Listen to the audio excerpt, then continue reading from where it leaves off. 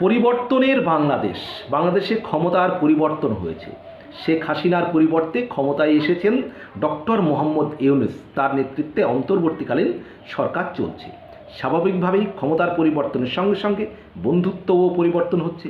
এতদিন শেখ হাসিনা ক্ষমতায় থাকাকালীন ভারতের সঙ্গে একটা সুসম্পর্ক, বন্ধুত্বপূর্ণ সম্পর্ক ছিল, কিন্তু এখন ডক্টর মোহাম্মদ ইউনূসের নেতৃত্বাধীন অন্তর্বর্তীকালীন সরকার তারা পাকিস্তানের সঙ্গে বন্ধুত্বপূর্ণ সম্পর্ক গড়ে তুলতে চাইছে।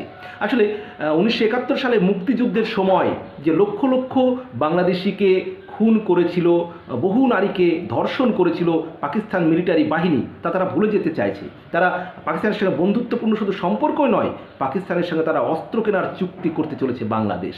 আসলে ভারত বাংলাদেশের সঙ্গে যতই বন্ধুত্বপূর্ণ সম্পর্ক রাখুক, বাংলাদেশকে যতই সহযোগিতা করুক ভারত, তবু কিছু মানুষ সব সময় তারা ভারত বিদ্বেষী মনোভাব পোষণ করে এবং সহজ